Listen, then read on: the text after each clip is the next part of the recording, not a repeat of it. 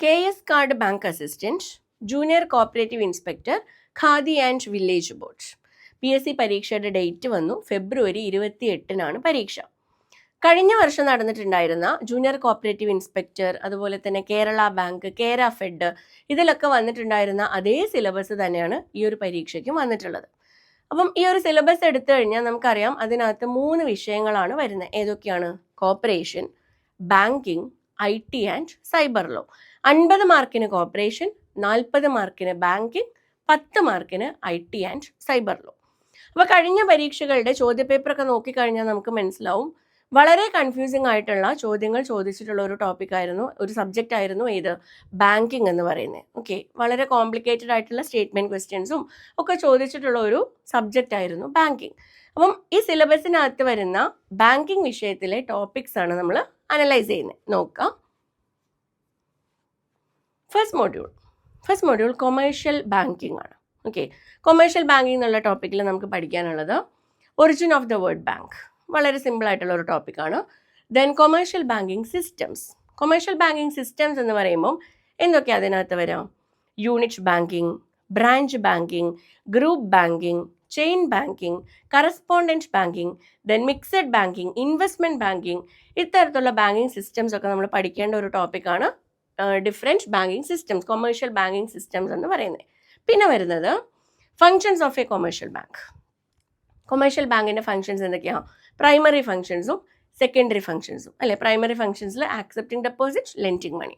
Secondary ഫങ്ഷൻസിൽ agency സർവീസസും general utility സർവീസസും. അപ്പോൾ ഇത്തരത്തിലുള്ള ഫങ്ഷൻസ് ഒക്കെ നമ്മൾ പഠിക്കണം. പിന്നെ വരുന്നത് different types of deposits. Types of deposits എന്ന് പറയുമ്പോൾ മെയിനായിട്ട് നമ്മൾ പഠിക്കാറുള്ളത് 4 ഡെപ്പോസിറ്റാണ് അല്ലേ? Savings deposit, current deposit, fixed deposit, recurring deposit. ഇത് 4 പഠിക്കണം. പിന്നെ ഇത് കൂടാണ്ട് കാസ, റാഫ, ഫ്ലെക്സി, BSBDA, സ്മോൾ അക്കൗണ്ട്സ്, ഇങ്ങനെയുള്ള ഡെപ്പോസിറ്റ്സും പഠിക്കണം. ഓക്കെ, അപ്പോൾ ഇതുമായി ബന്ധപ്പെട്ട് നമുക്ക് പല രീതിയിലുള്ള ക്വസ്റ്റ്യൻസ് ചോദിക്കാറുണ്ട്. ഇപ്പം സേവിങ്സ് ബാങ്ക് അക്കൗണ്ടിൻ്റെ കേസിൽ, സേവിങ്സ് അക്കൗണ്ടിൻ്റെ കേസിൽ ഇൻട്രസ്റ്റ് കമ്പ്യൂട്ട് ചെയ്യുന്നത് എങ്ങനെയാണ്, ഇൻട്രസ്റ്റ് ക്രെഡിറ്റ് ചെയ്യുന്നത് എങ്ങനെയാണ്, അല്ലെങ്കിൽ ഒരു FDR നഷ്ടപ്പെട്ട് കഴിഞ്ഞാൽ ഡ്യൂപ്ലിക്കേറ്റ് FDR ഇഷ്യൂ ചെയ്യുമ്പോൾ പ്രിപ്പയർ ചെയ്യുന്ന ഡോക്യുമെൻ്റ് ഏതാണ്? ഇൻഡെംനിറ്റി ബോണ്ടാണ്. ഇനി ഇൻഡെംനിറ്റി ബോണ്ട് പ്രിപ്പയർ ചെയ്യുന്ന സമയത്തെ ബാങ്കർ കസ്റ്റമർ റിലേഷൻഷിപ്പ് എന്താണ്? ഇൻഡെംനിഫൈഡ്, ഇൻഡെംനിഫയർ. അപ്പോൾ ജസ്റ്റ് ഓരോ ഡെപ്പോസിറ്റും എന്താണെന്ന് മാത്രം പഠിക്കുക, അല്ലാണ്ട് കുറച്ച് ഡീപ്പായിട്ട് എല്ലാതുമായി ബന്ധപ്പെട്ടുള്ള പോയിന്റ്സും കൂടെ ഒന്ന് നോക്കാം. പിന്നെ വരുന്നത് lending of funds, different methods. അപ്പോൾ പ്രൈമറി ഫംഗ്ഷനിൽ വരുന്ന ഒരു ഫംഗ്ഷനാണ് ഇത് ലെൻഡിങ് എന്ന് പറയുന്നത്. ലെൻഡിങ്ങിൽ മെയിനായിട്ട് 4 ഫോംസ് ആണ് ഉള്ളത്: loans, overdraft, cash credit, discounting of bill. Okay, അപ്പോൾ discounting of bill is a dash function of commercial bank എന്ന് ചോദിച്ചു കഴിഞ്ഞാൽ ഏജൻസി ഫംഗ്ഷൻ എന്നോ ജനറൽ യൂട്ടിലിറ്റി ഫംഗ്ഷൻ എന്നോ ഒന്നും എഴുതരുത്. ഏതാണ്? പ്രൈമറി ഫംഗ്ഷനാണ്. അപ്പം ഇത്തരത്തിലുള്ള ഡിഫറെൻറ്റ് ഫോംസ് ഓഫ് ലെൻഡിങ് പഠിക്കണം. പിന്നെ ancillary services or subsidiary functions, agency സർവീസും ജനറൽ യൂട്ടിലിറ്റി സർവീസും. നമ്മൾ പറഞ്ഞു സെക്കൻഡറി ഫങ്ഷൻസിൽ വരുന്നതാണ് agency and general utility service. അപ്പോൾ ഈ ഏജൻസി ജനറൽ യൂട്ടിലിറ്റി എപ്പോഴും കുട്ടികൾക്ക് കൺഫ്യൂഷൻ ആവുന്ന ഒരു ടോപ്പിക്കാണ്. സിമ്പിളാണ്. നമ്മൾ എന്ത് മനസ്സിലാക്കി വെച്ചാൽ മതി? ഏജൻസി സർവീസ് എന്ന് പറഞ്ഞു കഴിഞ്ഞാൽ കസ്റ്റമർ ചെയ്യേണ്ട കാര്യം കസ്റ്റമറിന് വേണ്ടിയിട്ട് ആര് ചെയ്യുന്നു? ബാങ്ക് ചെയ്യുന്നു അല്ലേ? ഇതിനെയാണ് നമ്മൾ ഏജൻസി സർവീസ് എന്ന് പറയാം. അപ്പോൾ നമുക്കൊരു ക്വസ്റ്റ്യൻ വരുന്ന സമയത്ത് ആ പറഞ്ഞിട്ടുള്ള പെർട്ടിക്കുലർ കാര്യം എന്താണോ അത് നമുക്ക് ചെയ്യാൻ കഴിയുമെങ്കിൽ, കസ്റ്റമറിന് ചെയ്യാൻ കഴിയുന്ന കാര്യമാണെങ്കിൽ അതെന്തായിട്ട് നമുക്ക് പറയാം? ഏജൻസി ഫംഗ്ഷനായിട്ട് പറയാം. ഓക്കെ, ഇപ്പോൾ കളക്ഷൻ ഓഫ് ബിൽ അല്ലെങ്കിൽ പർച്ചേസ് ഓഫ് ഷെയർസ്, ഇതൊക്കെ നമ്മൾ ചെയ്യേണ്ട കാര്യമാണ്, നമുക്ക് ചെയ്യാൻ പറ്റുന്ന കാര്യമാണ്. അത് ബാങ്ക് ചെയ്യുമ്പോൾ, അല്ലെങ്കിൽ പേയ്മെൻറ്റ് ഓഫ് ഇൻഷുറൻസ് പ്രീമിയം, ഇങ്ങനെയൊക്കെ പറയുന്ന സമയത്ത് ഏജൻസി ഫംഗ്ഷനാണ്. അതേസമയം നമുക്ക് ചെയ്യാൻ കഴിയാത്ത, ബാങ്ക് നമുക്ക് പ്രൊവൈഡ് ചെയ്യുന്ന അഡീഷണൽ സർവീസസ് അല്ലെങ്കിൽ എക്സ്ട്രാ ഫെസിലിറ്റീസ് ആണെങ്കിൽ അതിനെ നമ്മൾ എന്തായിട്ട് ട്രീറ്റ് ചെയ്യണം? General utility service. For example, debit card issue ചെയ്യുന്നു, ഓക്കെ, അല്ലെങ്കിൽ ചെക്ക് ബുക്ക് തരുന്നു, അല്ലെങ്കിൽ ട്രാവലേഴ്സ് ചെക്ക് ഇഷ്യൂ ചെയ്യുന്നു, അല്ലെങ്കിൽ letter of credit, bank guarantee പോലുള്ള ഡോക്യുമെൻറ്റ്സ് പ്രൊവൈഡ് ചെയ്യുന്നു. ഇതൊന്നും നമുക്ക് ചെയ്യാൻ കഴിയില്ല, ബാങ്കിന് മാത്രമേ ചെയ്യാൻ കഴിയുള്ളൂ. അപ്പോൾ അതൊക്കെ നമുക്ക് എന്തായിട്ട് പറയാം? ജനറൽ യൂട്ടിലിറ്റി ഫങ്ഷൻസ് ആയിട്ട് പറയാം. ഓക്കെ, പിന്നെ വരുന്നത് principles of commercial banking or principles of lending. ലെൻഡിങ്ങിൻ്റെ ഡിഫറെൻറ്റ് പ്രിൻസിപ്പിൾസ് നമ്മൾ പഠിക്കണം. Then credit creation by commercial banks. Okay, commercial ബാങ്ക്സിൻ്റെ ക്രെഡിറ്റ് ക്രിയേഷൻ, ദെൻ അതുമായി ബന്ധപ്പെട്ടിട്ട് വരുന്ന ടേംസ് ആണ് ക്രെഡിറ്റ് എക്സ്പാൻഷൻ, ക്രെഡിറ്റ് കോൺട്രാക്ഷൻ അല്ലെങ്കിൽ ക്രെഡിറ്റ് ക്രഞ്ച് എന്ന് പറയും. ഇത്രയും കാര്യങ്ങളൊക്കെ നമ്മൾ എവിടെ പഠിക്കണം? ഫസ്റ്റ് മോഡ്യൂളിനകത്ത് പഠിക്കണം. ഓക്കെ, അപ്പോൾ കമ്പാരിറ്റീവ്ലി 10 മൊഡ്യൂൾസ് നോക്കുന്ന സമയത്ത് ഫസ്റ്റ് മൊഡ്യൂൾ എന്ന് പറയുന്നത് സിമ്പിളാണ്, പെട്ടെന്ന് നമുക്ക് പഠിച്ചെടുക്കാൻ പറ്റുന്ന ടോപ്പിക്സ് ആണ് ഈ ഒരു മൊഡ്യൂളിൽ വരുന്നത്. ഇനി ഇത് കഴിഞ്ഞാൽ സെക്കൻഡ് മൊഡ്യൂൾ എന്ന് പറയുന്നത് സെൻട്രൽ ബാങ്കിങ് ആണ്. Okay, central banking. അപ്പോൾ സെൻട്രൽ ബാങ്കിങ് എന്ന് പറയുമ്പോൾ നമ്മൾ ആരെ കുറിച്ചാണ് പഠിക്കേണ്ടത്? RBI അല്ലേ? നോക്കാം, definition of A central bank. ഏത് ബാങ്കിനെയാണ് നമ്മൾ സെൻട്രൽ ബാങ്ക് എന്ന് പറയാം? സെൻട്രൽ ബാങ്ക് എന്ന് പറയുന്നത് അപ്പെക്സ് അതോറിറ്റിയാണ് അല്ലേ? ഒരു രാജ്യത്തിലെ ബാങ്കിങ് സിസ്റ്റത്തിലെ അപ്പെക്സ് അതോറിറ്റി, ഏറ്റവും ടോപ്പിലുള്ള ഒരു അതോറിറ്റിയാണ് നമ്മൾ എന്ത് പറയുന്നത്? സെൻട്രൽ ബാങ്ക് എന്ന് പറയുന്നത്. ഇന്ത്യയിലെ സെൻട്രൽ ബാങ്ക് ആണ് ആര്? RBI. അപ്പോൾ RBI റിലേറ്റഡ് ആയിട്ട് എല്ലാ കാര്യങ്ങളും നമ്മൾ പഠിക്കേണ്ടത് ഈ ഒരു സെക്കൻഡ് മൊഡ്യൂളിലാണ്. Origin of Reserve Bank of India. RBI വന്ന വർഷം 1935 അല്ലേ? ഏത് ആക്ട് പ്രകാരമാണ്? 1934 Reserve Bank of India act പ്രകാരം. അപ്പോൾ ഫോർമേഷൻ പഠിക്കണം. പിന്നെ nationalisation of RBI 1949 RBI nationalise ചെയ്യുന്നത്. നാഷണലൈസേഷൻ റിലേറ്റഡ് ആയിട്ടുള്ള കാര്യങ്ങൾ പഠിക്കണം. പിന്നെ ഫങ്ഷൻസ് ഓഫ് RBI. എന്തൊക്കെയാണ് RBIയുടെ ഫങ്ഷൻസ്? നോട്ട് ഇഷ്യൂ അല്ലേ? കറൻസി നോട്ട്സ് ഇഷ്യൂ ചെയ്യുന്നത് RBI ആണ്. അതേപോലെ തന്നെ act as bankers bank, act as banker to government, custodian of foreign exchange, lender of last resort, credit control ചെയ്യുന്നു. ഇതൊക്കെ ആരുടെ ഫങ്ഷൻസ് ആണ്? RBIയുടെ ഫങ്ഷൻസ് ആണ്. ഇതൊക്കെ നമ്മൾ ഡീറ്റെയിൽ ആയിട്ട് പഠിക്കണം. പിന്നെ വരുന്നത് ഇൻസ്ട്രുമെൻറ്റ്സ് ഓഫ് മോണിറ്ററി പോളിസി. എന്താ മോണിറ്ററി പോളിസി എന്ന് പറഞ്ഞാൽ? Monetary policy is the policy of central bank അല്ലേ? സെൻട്രൽ ബാങ്കിൻ്റെ പോളിസിയാണ് നമ്മൾ മോണിറ്ററി പോളിസി എന്ന് പറയാം. സെൻട്രൽ ഗവൺമെൻറ്റിൻ്റെ പോളിസിനെയാണ് ഫിസ്ക്കൽ പോളിസി എന്ന് പറയാം. അപ്പോൾ മോണിറ്ററി പോളിസി റിലേറ്റഡ് ആയിട്ട് നമ്മൾ ക്രെഡിറ്റ് കൺട്രോൾ മെഷേഴ്സ് ഒക്കെ പഠിക്കണം. ക്രെഡിറ്റ് കൺട്രോൾ മെഷേഴ്സിൽ എന്തൊക്കെയാണ് വരാം? ക്വാണ്ടിറ്റേറ്റീവ് ക്രെഡിറ്റ് കൺട്രോൾ മെഷേഴ്സും ഉണ്ട്, ക്വാളിറ്റേറ്റീവ് ക്രെഡിറ്റ് കൺട്രോൾ മെഷേഴ്സും ഉണ്ട്. ക്വാണ്ടിറ്റേറ്റീവിലാണ് നമ്മുടെ bank rate policy, open market operation, variable reserve ratio, CRR, SLR, ഇതൊക്കെ വരുന്നത് ഏതിലാണ്? ക്വാണ്ടിറ്റേറ്റീവിലാണ്.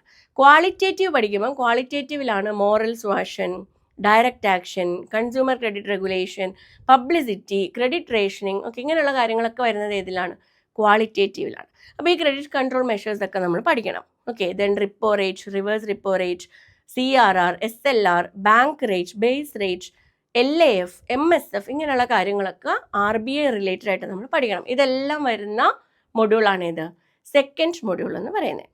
ദെൻ ഇത് കഴിഞ്ഞാൽ തേർഡ് മൊഡ്യൂളിൽ വരുന്നത് Indian commercial banking pre liberalisation periods. Okay, liberalisation വരുന്നത് ഏത് വർഷമാണ്? 1991 ഇന്ത്യയിൽ ന്യൂ ഇക്കണോമിക് പോളിസി ഇൻട്രൊഡ്യൂസ് ചെയ്ത വർഷമാണ് 1991. ന്യൂ ഇക്കണോമിക് പോളിസിയുടെ ഭാഗമായിട്ടാണ് LPG ഇൻട്രൊഡ്യൂസ് ചെയ്യുന്നത്. LPG എന്ന് പറഞ്ഞു കഴിഞ്ഞാൽ ലിബറലൈസേഷൻ, പ്രൈവറ്റൈസേഷൻ, ഗ്ലോബലൈസേഷൻ. ഓക്കെ, അപ്പോൾ ഈ LPG ഇൻട്രൊഡ്യൂസ് ചെയ്യുന്നതിന് മുൻപുള്ള കാലഘട്ടം അതാണ് പ്രീ ലിബറലൈസേഷൻ പീരിയഡ്. ശേഷമുള്ള കാലഘട്ടം അതിനെയാണ് നമ്മൾ പോസ്റ്റ് ലിബറലൈസേഷൻ പീരിയഡ് എന്ന് പറയാം. അപ്പോൾ ഈ പ്രീ ലിബറലൈസേഷൻ പീരിയഡിൽ വരുന്ന കുറേ കാര്യങ്ങളാണ് തേർഡ് മൊഡ്യൂളിൽ നമുക്ക് പഠിക്കാനുള്ളത്. അതായത് ഇന്ത്യയിൽ 1991 മുൻപുള്ള ബാങ്കിങ് സിസ്റ്റവുമായി ബന്ധപ്പെട്ടുള്ള കാര്യങ്ങൾ. അപ്പോൾ ഇതിൽ നോക്കുക, first formation of imperial bank of India. Imperial bank of India establish ചെയ്ത വർഷം 1921 ആണ്. പ്രസിഡൻസി ബാങ്ക്സ് അമാൽഗമേറ്റ് ചെയ്തിട്ടാണ് ഇംപീരിയൽ ബാങ്ക് ഫോം ചെയ്തത്. പ്രസിഡൻസി ബാങ്ക്സ് എത്ര ബാങ്ക്സ് ഉണ്ടായിരുന്നു? 3 ബാങ്കുകളായിരുന്നു അല്ലേ? Bank of Bengal, bank of Bombay, bank of Madras. Form ചെയ്ത വർഷം ബാങ്ക് ഓഫ് ബംഗാൾ വന്നത് 1809 bank of Bombay 1840 and bank of Madras 1843. ഈ 3 ബാങ്കുകൾ അമാൽഗമേറ്റ് ചെയ്തിട്ടാണ് 1921 ഏത് ബാങ്ക് ഫോം ചെയ്യുന്നത്? Imperial bank of India. Imperial bank of ഇന്ത്യയാണ് പിന്നീട് 1955 എന്തായിട്ട് മാറുന്നത്? SBI, state bank of India ആയിട്ട് മാറുന്നത്. അപ്പോൾ പിന്നെ നമുക്ക് എന്ത് പഠിക്കണം? ഒറിജിൻ ഓഫ് SBI പഠിക്കണം. അതുപോലെ തന്നെ ഇറ്റ്സ് അസോസിയേറ്റ്സ്. നിലവിൽ SBIക്ക് എത്ര അസോസിയേറ്റ് ബാങ്ക് ഉണ്ട് എന്ന് ചോദിച്ചു കഴിഞ്ഞാൽ ആൻസർ നിൽ, 0 അല്ലേ? നിലവിൽ SBIക്ക് അസോസിയേറ്റ് ബാങ്ക്സ് ഒന്നും ഇല്ല. ഉണ്ടായിരുന്ന എല്ലാ ബാങ്കുകളും എന്ത് ചെയ്തു? SBIയുമായിട്ട് മെർജ് ചെയ്തു. ഓക്കെ, അപ്പോൾ ഇങ്ങനെയുള്ള കാര്യങ്ങൾ പഠിക്കണം. അസോസിയേറ്റ് ബാങ്ക്സിൻ്റെ മെർജർ പഠിക്കണം. പിന്നെ വരുന്നത് സോഷ്യൽ കൺട്രോൾ ഓവർ ബാങ്ക്സ്, അതേപോലെ തന്നെ നാഷണലൈസേഷൻ ഓഫ് കൊമേഴ്ഷ്യൽ ബാങ്ക്സ്.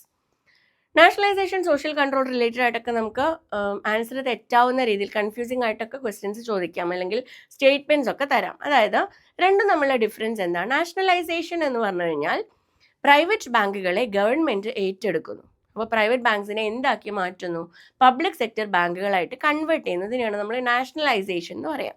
ഇപ്പം നാഷണലൈസ്ഡ് ബാങ്ക് എന്ന് പറഞ്ഞാൽ ഉദ്ദേശിക്കുന്നത് എന്താ? ഈ നാഷണലൈസ്ഡ് ബാങ്കുകളെല്ലാം ഇപ്പോൾ പബ്ലിക് സെക്ടർ ബാങ്കാണ്. മുൻപ് ഇതൊക്കെ എന്തായിരുന്നു? പ്രൈവറ്റ് സെക്ടർ ബാങ്കുകളായിരുന്നു. ഓക്കെ, ഇതാണ് നാഷണലൈസേഷൻ. അതേസമയം സോഷ്യൽ കൺട്രോൾ എന്ന് പറഞ്ഞാൽ എന്താണ്? സോഷ്യൽ കൺട്രോൾ എന്ന് പറഞ്ഞു കഴിഞ്ഞാൽ പ്രൈവറ്റ് സെക്ടർ ബാങ്കുകളുടെ ഓണർഷിപ്പ് ഉള്ളത് പ്രൈവറ്റ് ഇൻഡിവിജ്വൽസിന്റെ കയ്യിൽ തന്നെയാണ്. ഓക്കെ, സ്വകാര്യ വ്യക്തികളുടെ കയ്യിൽ തന്നെയാണ് ഓണർഷിപ്പ്. പക്ഷേ ആ ബാങ്കുകളുടെ കൺട്രോൾ ആരിലേക്ക് കിട്ടും? ഗവൺമെന്റിലേക്ക് വരും. അതിനാണ് നമ്മൾ എന്ത് പറയാം? സോഷ്യൽ കൺട്രോൾ എന്ന് പറയാം. പ്രൈവറ്റ് സെക്ടർ ബാങ്കുകൾ നല്ല രീതിയിൽ സോഷ്യൽ റെസ്പോൺസിബിലിറ്റി എൻഷുർ ചെയ്യുന്നുണ്ട് എന്നൊക്കെ നമ്മൾ നോക്കാൻ വേണ്ടിയിട്ടാണ് ഏത് ചെയ്യുന്നത്? സോഷ്യൽ കൺട്രോൾ ചെയ്യുന്നത്. അപ്പോൾ ഈ സോഷ്യൽ കൺട്രോൾ, നാഷണലൈസേഷൻ തമ്മിലുള്ള ഡിഫറൻസസ് ഒക്കെ പഠിക്കുക. അതുമായി ബന്ധപ്പെട്ടുള്ള സ്റ്റേറ്റ്മെന്റ്സ് ഒക്കെ വരുമ്പോൾ കൺഫ്യൂഷൻ ആവാണ്ട് കറക്റ്റ് ആൻസർ എഴുതാനായിട്ട് ശ്രദ്ധിക്കാം കേട്ടോ. പിന്നെ വരുന്നത് lead bank scheme. Lead bank scheme 1969 വരുന്നത്. ലീഡ് ബാങ്ക് സ്കീം റിലേറ്റഡ് ആയിട്ട് നമ്മൾ സർവീസ് ഏരിയ അപ്രോച്ച് പഠിക്കണം. ഇങ്ങനെയുള്ള ടോപ്പിക്സ് ഒക്കെ ഈ ഒരു മൊഡ്യൂളിനകത്ത് കവർ ചെയ്യണം. Then differential rate of interest scheme, DRI scheme. DRI എന്താണ്? കൺസെഷണൽ റേറ്റിൽ എന്ത് കൊടുക്കുന്നു? ലോൺസ് കൊടുക്കുന്നു അല്ലെ, ലെൻഡിങ് അറ്റ് കൺസെഷണൽ റേറ്റ്. അപ്പോൾ 4% ലോൺ കൊടുക്കുന്ന കേസാണ് DRI സ്കീം. ഈ സ്കീം നമുക്ക് പഠിക്കണം. പിന്നെ വരുന്നത് RRB, റീജിയണൽ റൂറൽ ബാങ്ക്സിനെ കുറിച്ച് പഠിക്കണം. ഇത്രയുമാണ് തേർഡ് മൊഡ്യൂൾ, അതായത് പ്രീ ലിബറലൈസേഷൻ പീരീഡിൽ നമ്മൾ പഠിക്കേണ്ടത്. ഫോർത്ത് മൊഡ്യൂൾ എന്ന് പറയുന്നത് Indian commercial banking post liberalisation. ലിബറലൈസേഷന് ശേഷം, ഓക്കെ, 1991 ശേഷം നടന്നിട്ടുള്ള കാര്യങ്ങളാണ് ഈ ഒരു മൊഡ്യൂളിൽ നമ്മൾ പഠിക്കേണ്ടത്. Post liberalisation banking in India, major recommendations of Narasimham committee on financial system, Narasimham committee on banking sector reforms. Okay, ഇതൊക്കെ നമ്മൾ പഠിക്കണം. Then entry of new generation banks. New generation banks ഒക്കെ വരുന്നത് 1991 ശേഷമാണ്. പിന്നെ mergers and acquisitions in banking sector, then local area bank, payment bank, small finance bank, ഇതൊക്കെ പഠിക്കണം. Payment ബാങ്കുമായി ബന്ധപ്പെട്ട ക്വസ്റ്റ്യൻസ് വരുന്ന സമയത്ത് ശ്രദ്ധിക്കുക. പേയ്മെന്റ് ബാങ്കുകളുടെ ഒരു പ്രത്യേകത, നമ്മൾ സാധാരണ ബാങ്കിന്റെ ഫങ്ഷൻസ് പഠിക്കുമ്പം അതിൽ 2 ഫംഗ്ഷനാണ് പറയാം അല്ലെ, പ്രൈമറി ഫംഗ്ഷനും സെക്കൻഡറി ഫംഗ്ഷനും. പ്രൈമറി ഫംഗ്ഷനിൽ 2 ഫംഗ്ഷൻസ് ആണ് വീണ്ടും വരുന്നത്, accepting deposits and lending money. അപ്പോൾ നമുക്ക് ബാങ്ക് എന്ന് പറഞ്ഞാൽ തന്നെ ഇത് രണ്ടും ചെയ്യുന്ന ഒരു സ്ഥാപനത്തെയാണ് നമ്മൾ ബാങ്ക് എന്ന് പറയാം. അതിൽ നിന്ന് മാറി നിൽക്കുന്ന ഒരു ടൈപ്പ് ഓഫ് ബാങ്കാണ് ഇത്, payment bank. Payment bank deposit accept ചെയ്യാൻ മാത്രമേ ചെയ്യുള്ളൂ, എന്ത് ചെയ്യില്ല? ലെൻഡിങ് ചെയ്യില്ല. ലോൺസ് ആൻഡ് അഡ്വാൻസ് കൊടുക്കാത്ത ബാങ്കുകളാണ് പേയ്മെന്റ് ബാങ്ക്. അതേപോലെ തന്നെ ഡെബിറ്റ് കാർഡ് ഇഷ്യൂ ചെയ്യും, പക്ഷേ ഏത് ഇഷ്യൂ ചെയ്യില്ല? ക്രെഡിറ്റ് കാർഡ് ഇഷ്യൂ ചെയ്യില്ല. അപ്പോൾ പേയ്മെന്റ് ബാങ്ക്സിനെ കുറിച്ച് പഠിക്കണം. ലോക്കൽ ഏരിയ ബാങ്ക്സിനെ കുറിച്ച് പഠിക്കണം. പിന്നെ small finance bank. Okay, small finance bank, small ട്രേഡേഴ്സിനൊക്കെ ഫിനാൻസ് കൊടുക്കാൻ വേണ്ടിയിട്ടുള്ള സ്മോൾ ഫിനാൻസ് ബാങ്ക്സ്. പിന്നെ വരുന്നത് ഫിനാൻഷ്യൽ ഇൻക്ലൂഷൻ. എന്താ ഫിനാൻഷ്യൽ ഇൻക്ലൂഷൻ എന്ന് പറഞ്ഞു കഴിഞ്ഞാൽ? എല്ലാ ആളുകൾക്കും ബാങ്കിങ് സർവീസ് പ്രൊവൈഡ് ചെയ്യുക, അല്ലെങ്കിൽ എല്ലാവരെയും ബാങ്കിങ് സിസ്റ്റത്തിലേക്ക് ഇൻവോൾവ് ചെയ്യുക. ഇതിനാണ് എന്ത് പറയുക? ഫിനാൻഷ്യൽ ഇൻക്ലൂഷൻ എന്ന് പറയാം. അപ്പോൾ ഫിനാൻഷ്യൽ ഇൻക്ലൂഷൻ്റെ ഭാഗമായിട്ട് നമ്മൾ ഒരുപാട് ഇനീഷ്യേറ്റീവ്സ് പഠിക്കണം. നബാർഡിൻ്റെ ഇനീഷ്യേറ്റീവ്സ്, RBIയുടെ ഇനീഷ്യേറ്റീവ്സ്. ഓക്കെ, ദെൻ ഫിനാൻഷ്യൽ ഇൻക്ലൂഷൻ്റെ ഭാഗമായിട്ടാണ് സീറോ ബാലൻസ് അക്കൗണ്ടുകളൊക്കെ കൊണ്ടുവരുന്നത്. 2005 നോ ഫ്രിൽസ് അക്കൗണ്ട് എന്നുള്ള കോൺസെപ്റ്റ് വന്നത്. 2012 ഇത് BSBD ആയിട്ട് മാറി. 2014 PMJDY അക്കൗണ്ട് വരുന്നത്. ഇങ്ങനെയുള്ള കാര്യങ്ങളൊക്കെ ഫിനാൻഷ്യൽ ഇൻക്ലൂഷൻ റിലേറ്റഡ് ആയിട്ട് പഠിക്കാം. ഇതൊക്കെ ഫോർത്ത് മൊഡ്യൂളിൽ വരും. Then next fifth module, banking legislation in India. ഇത് നമ്മൾ പഠിക്കേണ്ടത് BR ആക്ട് ആണ്. Okay, BR act 1949. Then definition, ബാങ്കിങ്ങിൻ്റെ ഡെഫിനിഷൻ എന്താണ്? ബാങ്കിങ് കമ്പനിയുടെ ഡെഫിനിഷൻ എന്താണ്? Approved securities, demand and time liabilities, ഇങ്ങനെയുള്ള കാര്യങ്ങളൊക്കെ നോക്കണം. പിന്നെ permitted and prohibited business of a banking company. ഒരു ബാങ്കിങ് കമ്പനി ചെയ്യാൻ പാടുള്ളത് എന്തൊക്കെയാണ്, ചെയ്യാൻ പാടില്ലാത്തത് എന്തൊക്കെയാണ്? Then regulation of voting rights, restriction to payment of dividend, licensing, power of inspection, audit, acquisition, amalgamation, winding up, ഇങ്ങനെയുള്ള റൂൾസ് റിലേറ്റഡ് ആയിട്ടുള്ള എല്ലാ കാര്യങ്ങളും, ബാങ്കിങ് റെഗുലേഷൻ ആക്റ്റുമായി ബന്ധപ്പെട്ട എല്ലാ കാര്യങ്ങളും നമ്മൾ പഠിക്കേണ്ടത് ഫിഫ്ത്ത് മൊഡ്യൂളിലാണ്. ഓക്കെ, പിന്നെ വരുന്നത് sixth module, practices of banking. ഇതിനകത്ത് ഒരുപാട് ടോപ്പിക്സ്, ഒരുപാട് ടൈപ്പ് ഓഫ് ടോപ്പിക്സ് ഇൻക്ലൂഡഡ് ആയിട്ടുള്ള ഒരു മൊഡ്യൂളാണ് സിക്സ്ത് മൊഡ്യൂൾ. ഒരുപാട് ക്വസ്റ്റ്യൻസ് നമുക്ക് എക്സ്പെക്റ്റ് ചെയ്യാവുന്ന ഒരു മൊഡ്യൂളാണ് സിക്സ്ത് മൊഡ്യൂൾ എന്ന് പറയുന്നത്. First, banker customer relationship.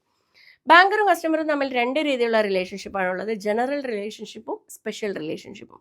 നമ്മൾ പാർട്ടീസിൻ്റെ പേര് വെച്ചിട്ട് പറയില്ലേ, debtor creditor, creditor debtor, lesser lessee, Bailey baler, agent principal, trustee beneficiary, ഇതൊക്കെ ഏത് റിലേഷൻഷിപ്പാണ്? ജനറൽ റിലേഷൻഷിപ്പാണ്. അതേസമയം റൈറ്റ്സ് ഓഫ് എ ബാങ്കർ അല്ലെങ്കിൽ ഒബ്ലിഗേഷൻസ് ഓഫ് എ ബാങ്കർ, ഇതൊക്കെയായി ബന്ധപ്പെട്ട് വരുന്ന റിലേഷൻഷിപ്പിനെയാണ് എന്ത് പറയുക? സ്പെഷ്യൽ റിലേഷൻഷിപ്പ് എന്ന് പറയാം. അപ്പോൾ ഈ റിലേഷൻഷിപ്പ് പഠിക്കണം. ബാങ്കറിൻ്റെ ഒബ്ലിഗേഷൻസ് എന്തൊക്കെയാണെന്ന് പഠിക്കണം. Then garnish order. എന്താ ഗാർണിഷ് ഓർഡർ എന്ന് പറഞ്ഞാൽ കോർട്ട് ഇഷ്യൂ ചെയ്യുന്ന ഒരു ഓർഡറാണ്. Okay, it is issued to a bank. ഒരു ബാങ്കിനാണ് സാധാരണ ഗാർണിഷ് ഓർഡർ ഇഷ്യൂ ചെയ്യുക. ബാങ്കിനെ നമ്മൾ ഗാർണിഷി എന്നാണ് വിളിക്കുക, അല്ലെങ്കിൽ ഡെപ്റ്റർ എന്ന് വിളിക്കും. ആരുടെ റിക്വസ്റ്റ് പ്രകാരമാണ് ഇഷ്യൂ ചെയ്യുന്നത്? ക്രെഡിറ്ററിൻ്റെ റിക്വസ്റ്റ് പ്രകാരമാണ് ഇഷ്യൂ ചെയ്യുന്നത്. ഓക്കെ, അപ്പോൾ ഒരു ക്രെഡിറ്റർ റിക്വസ്റ്റ് ചെയ്തിട്ട് കോർട്ട് ഒരു ബാങ്കിന് ഇഷ്യൂ ചെയ്യുന്ന ഒരു ഓർഡറിനെയാണ് ഗാർണിഷി ഓർഡർ എന്ന് പറയാം. ഡെപ്റ്ററിൻ്റെ അക്കൗണ്ടിന് മുകളിലായിരിക്കും എന്ത് വരുന്നുണ്ടാവുക? ഗാർണിഷി ഓർഡർ ഇഷ്യൂ ചെയ്യുന്നുണ്ടാവുക. ഓക്കെ, അപ്പോൾ ഈ ഒരു ഗാർണിഷി ഓർഡറുമായി ബന്ധപ്പെട്ട് വരുന്ന ക്രെഡിറ്ററിനെ നമ്മൾ ജഡ്ജ്മെൻറ്റ് ക്രെഡിറ്റർ എന്നും ഡെപ്റ്ററിനെ ജഡ്ജ്മെൻറ്റ് ഡെപ്റ്റർ എന്നാണ് വിളിക്കുക. അപ്പോൾ ഈ ഗാർണിഷി ഓർഡർ നമ്മൾ പഠിക്കണം. ഗാർണിഷി ഓർഡർ റിലേറ്റഡ് ആയിട്ടൊക്കെ ഒരുപാട് കൺഫ്യൂസിങ് ക്വസ്റ്റ്യൻസ് വരാം. ഇപ്പോൾ ഗാർണിഷി ഓർഡറിനകത്ത് എമൗണ്ട് മെൻഷൻ ചെയ്തിട്ടില്ലെങ്കിൽ എന്താണ് ചെയ്യുക? അതല്ലാന്നുണ്ടെങ്കിൽ നമ്മൾ ഗാർണിഷി ഓർഡർ കോടതി ഇഷ്യൂ ചെയ്ത് ബാങ്ക് റിസീവ് ചെയ്തതിന് ശേഷം അക്കൗണ്ടിലേക്ക് ഒരു എമൗണ്ട് ക്രെഡിറ്റ് ആയി കഴിഞ്ഞാൽ ആ എമൗണ്ടിൽ ഈ ഓർഡർ ബാധകമാണോ? ഇങ്ങനെയൊക്കെയുള്ള ഒരുപാട് കൺഫ്യൂസിങ് ആയിട്ടുള്ള കാര്യങ്ങൾ സ്റ്റേറ്റ്മെൻറ്റ്സ് ആയിട്ട് നമുക്ക് തരാം. അപ്പോൾ ഗാർണിഷ് ഓർഡറൊക്കെ ഡീറ്റെയിൽ ആയിട്ട് പഠിക്കണം. പിന്നെ വരുന്നത് rights of a banker. Right of lien, right of set off, right of appropriation, okay, right to charge interest and service charge, right to close the account, ഇങ്ങനെയുള്ള റൈറ്റ്സ് ഒക്കെ പഠിക്കാം. ദെൻ ക്ലേറ്റൺസ് റൂൾ, റൈറ്റ്സുമായി ബന്ധപ്പെട്ട് വരുന്ന ഒരു ടോപ്പിക്കാണ്, ഒരു ടേമാണ് ഇത് ക്ലേറ്റൺസ് റൂൾ അല്ലെങ്കിൽ ക്ലേറ്റൺസ് പ്രിൻസിപ്പിൾ. അപ്പോൾ നമുക്ക് ചിലപ്പോൾ ഒരു ക്വസ്റ്റ്യൻ ചോദിക്കാം, ക്ലേറ്റൺസ് പ്രിൻസിപ്പിൾ അപ്ലിക്കബിൾ ആവുന്നത് എപ്പോഴാണ്? റൈറ്റ് ഓഫ് അപ്രോപ്രിയേഷൻ ആരുപയോഗിക്കുമ്പോഴാണ് ക്ലേറ്റൺസ് റൂൾ അപ്ലിക്കബിൾ ആവുന്നത്? കസ്റ്റമർ ആണോ, ബാങ്കർ ആണോ, രണ്ടുപേരും യൂസ് ചെയ്യുമ്പോഴാണോ, അല്ലെങ്കിൽ രണ്ടുപേരും യൂസ് ചെയ്യാത്തപ്പോഴാണോ? ഇങ്ങനെയൊക്കെ ക്വസ്റ്റ്യൻ ചോദിക്കാം. അപ്പോൾ ബാങ്കർ റൈറ്റ് ഓഫ് അപ്രോപ്രിയേഷൻ ഉപയോഗിക്കുമ്പോഴാണോ ക്ലേറ്റൺസ് റൂൾ വരുന്നത്? അല്ല. കസ്റ്റമറും ബാങ്കറും റൈറ്റ് ഓഫ് അപ്രോപ്രിയേഷൻ യൂസ് ചെയ്യാത്ത സമയത്താണ് നമ്മൾ ഏത് പ്രിൻസിപ്പിൾ ഫോളോ ചെയ്യുക? ക്ലേറ്റൺസ് റൂൾ. ഓക്കെ, അപ്പോൾ ഈ ക്ലേറ്റൺസ് റൂൾ പോലുള്ള ടേംസ് ഒക്കെ പഠിക്കാം. പിന്നെ ബാങ്കിങ് ഓംബുഡ്സ്മാൻ ഡീറ്റെയിൽ ആയിട്ട് പഠിക്കണം. Special types of bank customers. Okay, bank കസ്റ്റമേഴ്സിൻ്റെ ടൈപ്സ് എന്ന് പറയുമ്പോൾ അതിൽ നമ്മുടെ ജോയിൻറ്റ് അക്കൗണ്ട്സ്, ദെൻ NRI ഇങ്ങനെയുള്ള കേസൊക്കെ പഠിക്കണം. സ്പെഷ്യൽ ടൈപ്സ് എന്ന് പറയുമ്പോൾ മൈനർ, ഇൻസോൾവെൻറ്റ്, ഇല്ലിറ്ററേറ്റ്, ബ്ലൈൻഡ് ഇങ്ങനെയുള്ള കേസൊക്കെ പഠിക്കണം. Then accounts of NRIs, non resident ഇന്ത്യൻസിൻ്റെ അക്കൗണ്ട്സ് ഏതൊക്കെയാണ്? NRO, NRE, FCNR. ഇതിൽ ഓരോന്നിൻ്റെ ഫീച്ചേഴ്സ് എന്തൊക്കെയാണ്, എന്താണ് അഡ്വാൻറ്റേജസ്, എന്താണ് ഡ്രോബാക്സ്, കമ്പയർ ചെയ്തിട്ട് പഠിക്കാം. ഓക്കെ, വളരെ ഇമ്പോർട്ടൻ്റ് ആണ്. പിന്നെ വരുന്നത് ജോയിൻറ്റ് അക്കൗണ്ട്സിൽ either or survivor, former or survivor, latter or survivor, jointly or survivor, anyone or survivor, ഇങ്ങനെയുള്ള ജോയിൻറ്റ് അക്കൗണ്ട്സ് ഒക്കെ പഠിക്കണം. പിന്നെ accounts of partnership firms, then companies, club, association, ഇതൊക്കെ ഈ ഒരു 6th മൊഡ്യൂളിനകത്ത് വരുന്ന ടോപ്പിക്സ് ആണ്. 7th NI ആക്ട് ആണ്. ഓക്കെ, നെഗോഷ്യബിൾ ഇൻസ്ട്രുമെൻറ്റ്സ് റിലേറ്റഡ് ആയിട്ടുള്ള കാര്യങ്ങളാണ് 7th മൊഡ്യൂളിൽ വരുന്നത്. Characteristics of negotiability, then types and features of negotiable instruments. മെയിനായിട്ട് NI ആക്ടിനകത്ത് 3 ഇൻസ്ട്രുമെൻറ്റ്സ് ആണ് പറഞ്ഞിട്ടുള്ളത്: bill of exchange, promissory note, check. ഇതുമായി ബന്ധപ്പെട്ടുള്ള ഒരുപാട് ഫീച്ചേഴ്സ് നമ്മൾ പഠിക്കണം.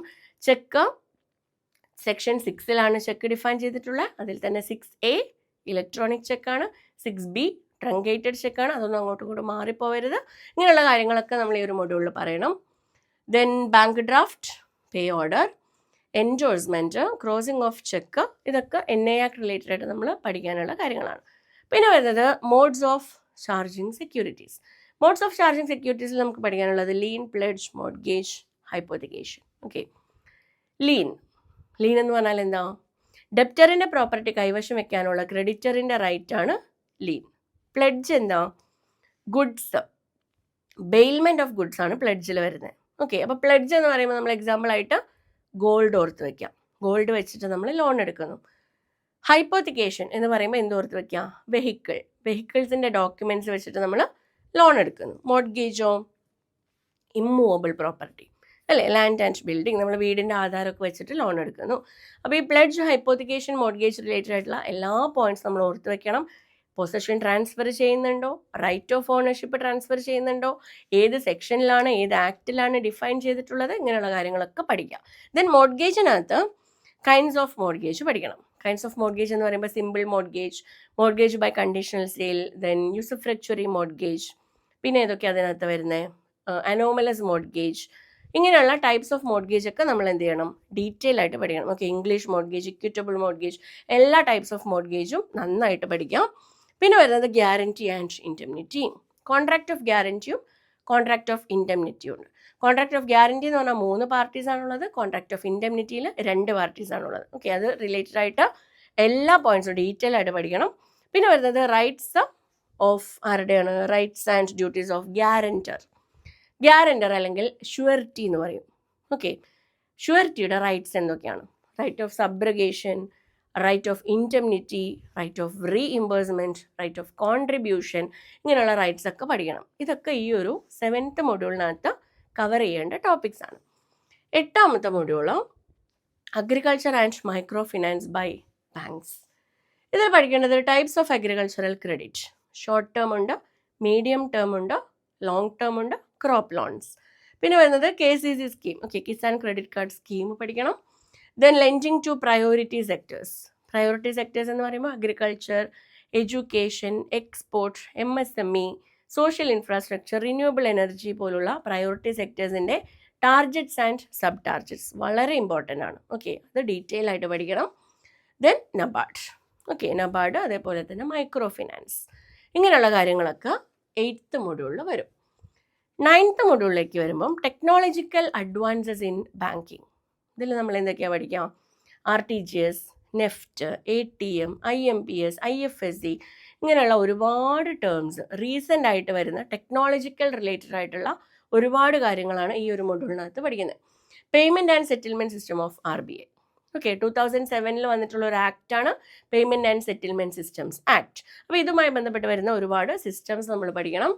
Then electronic banking, electronic clearing service, RTGS, NEFT, IMPS, IFSC, then cards, ATM card, debit card, credit card, RuPay card, ഇങ്ങനെയുള്ള കാർഡ്സിൻ്റെ ഒക്കെ ഫീച്ചേഴ്സ്. പിന്നെ പല type of banking, internet banking, mobile banking, digital banking, digital signature, digital certificate, digital wallet, ഇങ്ങനെയുള്ള ടേംസിൻ്റെ ഒക്കെ features എന്താണ് ഇതുകൊണ്ടൊക്കെ ഉദ്ദേശിക്കുന്നത്, meaning എന്താണ്, എന്തൊക്കെ ഫങ്ഷൻസ് ആണ് ഇതിൽ വരുന്നത്, ഇങ്ങനെയുള്ള കാര്യങ്ങളൊക്കെ നോക്കണം. പിന്നെ CDM, CTS, cashless payment system, okay, അതൊക്കെ നോക്കാം. Then SWIFT, society for world wide inter bank financial telecommunication, ഇത്രയും കാര്യങ്ങൾ ഏതിനകത്ത് വരും? നമ്മുടെ 9th മൊഡ്യൂളിൽ വരും. ദെൻ ലാസ്റ്റ് മൊഡ്യൂളാണ് 10th module, recent trends in Indian banking. ഇതിലാണ് ക്രെഡിറ്റ് റേറ്റിംഗ് ഒക്കെ വരുന്നത്. ഓക്കെ, ക്യാമൽസ് റേറ്റിംഗ് പോലുള്ള ക്രെഡിറ്റ് റേറ്റിംഗ് ഒക്കെ നമുക്ക് പഠിക്കാനുള്ളത് ഈ ഒരു 10th മൊഡ്യൂളിലാണ്. അപ്പോൾ ക്യാമൽസ് റേറ്റിംഗ് പഠിക്കണം. ദെൻ എന്താണ് capital adequacy ratio, CRAR, risk weighted asset, ഇങ്ങനെയുള്ള കാര്യങ്ങളൊക്കെ ടേംസ് ഒക്കെ നമ്മൾ കവർ ചെയ്യേണ്ട മൊഡ്യൂളാണ് 10th module. Then NPA, non performing asset. Okay, ബാങ്കുകളുടെ അസെറ്റ് എന്ന് പറയുന്നത് എന്താണ്? ലോൺസ് ആൻഡ് അഡ്വാൻസസ് ആണ്. അപ്പോൾ ഈ ലോൺസ് ആൻഡ് അഡ്വാൻസസ് പെർഫോമിംഗും ഉണ്ടാവും, നോൺ പെർഫോമിംഗും ഉണ്ടാവും. ഇപ്പോൾ നമ്മളൊരു ലോൺ എടുത്തിട്ട് കൃത്യമായിട്ട് തിരിച്ചടയ്ക്കുന്നുണ്ടെങ്കിൽ അത് ബാങ്കിന് പെർഫോമിംഗ് അസെറ്റാണ്.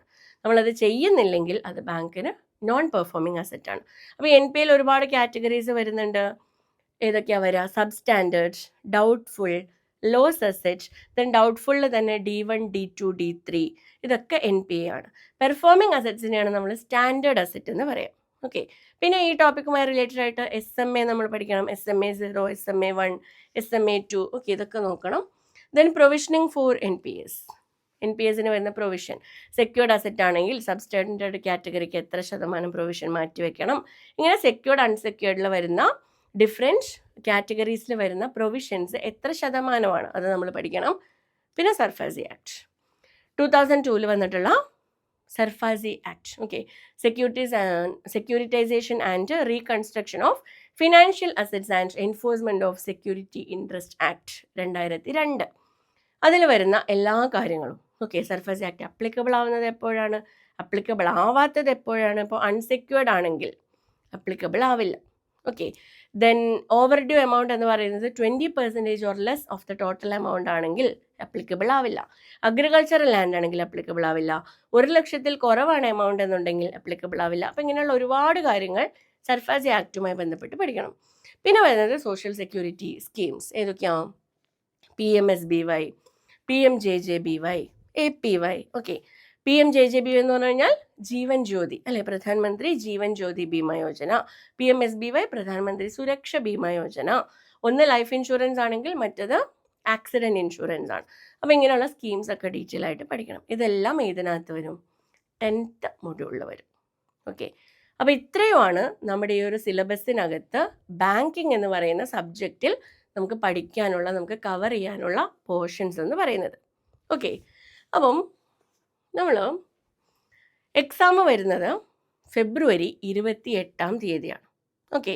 അപ്പോൾ നമ്മൾ കഴിഞ്ഞ വർഷം Kerala bank junior cooperative inspector ഒക്കെ പരീക്ഷ വന്ന സമയത്ത് ക്ലാസ്സുകൾ കൊടുത്തിട്ടുണ്ടായിരുന്നു. അന്നത്തെ ക്ലാസ് കൊടുത്തതിന് ശേഷം നമുക്ക് റിസൾട്ട് വന്ന സമയത്ത് വളരെ നല്ല രീതിയിലുള്ള ഒരു റിസൾട്ട്, ഒരുപാട് കുട്ടികൾക്ക് നല്ല രീതിയിലുള്ള ഒരു റിസൾട്ട് ഉണ്ടാക്കാനായിട്ട് പറ്റിയിട്ടുണ്ടായിരുന്നു. അപ്പോൾ ഇത്തവണയും ഈ ഒരു പരീക്ഷയ്ക്ക് നമ്മൾ എന്ത് ചെയ്യുന്നുണ്ട്, ക്ലാസ്സുകൾ കൊടുക്കുന്നുണ്ട്. ക്ലാസ് തുടങ്ങുന്നത് ഡിസംബർ 1 ഓക്കെ, തിങ്കളാഴ്ചയാണ് സ്റ്റാർട്ട് ചെയ്യുന്നത്. കോഴ്സിൻ്റെ ഡ്യൂറേഷൻ 3 മാസം. ഫെബ്രുവരി 28 പരീക്ഷ നടക്കുന്നത് വരെയാണ് നമ്മുടെ കോഴ്സിൻ്റെ ഡ്യൂറേഷൻ എന്ന് പറയുന്നത്.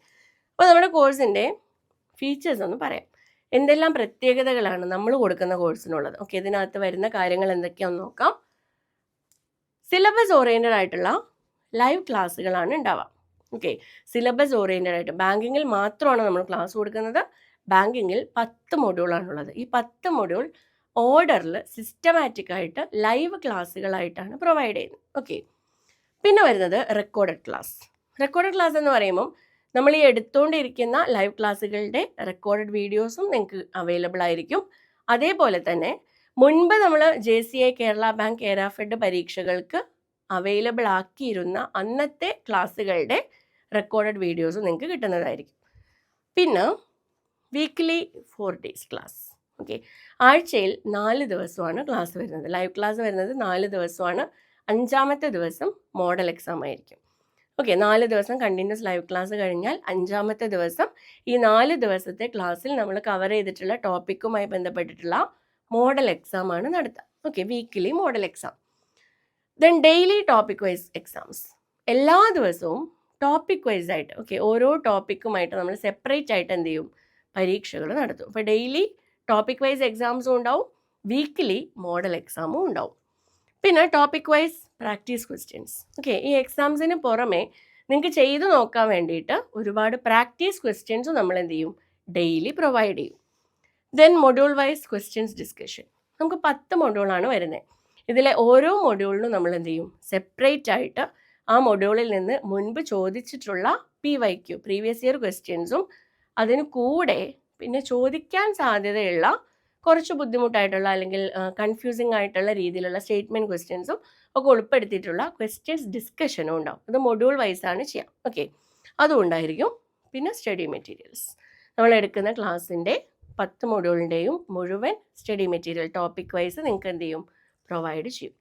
ഇത്രയുമാണ് നമ്മുടെ കോഴ്സിൻ്റെ ഭാഗമായിട്ട് നമ്മൾ ചെയ്യുന്ന കാര്യങ്ങൾ. ഓക്കെ, അപ്പോൾ നിങ്ങൾക്ക് വളരെ നല്ല രീതിയിൽ സിസ്റ്റമാറ്റിക് ആയിട്ട് പഠിക്കണമെന്നുണ്ടെങ്കിൽ അതിനനുസരിച്ചിട്ടുള്ള എല്ലാ കാര്യങ്ങളും നമ്മൾ അവൈലബിൾ ആക്കി തരുന്നതായിരിക്കും. അപ്പോൾ നിങ്ങൾക്ക് അഡ്മിഷൻ എടുക്കാൻ താല്പര്യമുണ്ടെങ്കിൽ, അല്ല ഡീറ്റെയിൽസ് കൂടുതൽ അറിയണമെന്നുണ്ടെങ്കിൽ ഈ നമ്പറിൽ കോൺടാക്റ്റ് ചെയ്താൽ മതി. ഓക്കെ, അപ്പം വളരെ നല്ലൊരു ഗോൾഡൻ ചാൻസ് ആണ് എക്സാംസിന് പ്രിപ്പയർ ചെയ്യുന്ന ആളുകൾക്ക്. CSEB പരീക്ഷകളൊക്കെ നിലവിൽ എഴുതിക്കൊണ്ടിരിക്കുന്ന ആളുകൾക്ക് എല്ലാം അവരുടെ മുൻപിലുള്ളത് ഒരു ഗോൾഡൻ ചാൻസ് ആണ്. ആരും മിസ് ചെയ്യരുത്. ഇനിയുള്ള 3 മാസം എന്ന് പറയുന്നത് വളരെയധികം പ്രധാനപ്പെട്ടിട്ടുള്ള സമയമാണ്. നല്ല രീതിയിൽ എന്ത് ചെയ്യുക, ഇഫക്റ്റീവായിട്ട് അത് യൂട്ടിലൈസ് ചെയ്യാനായിട്ട് എല്ലാവരും ശ്രദ്ധിക്കാം. Okay, thank you.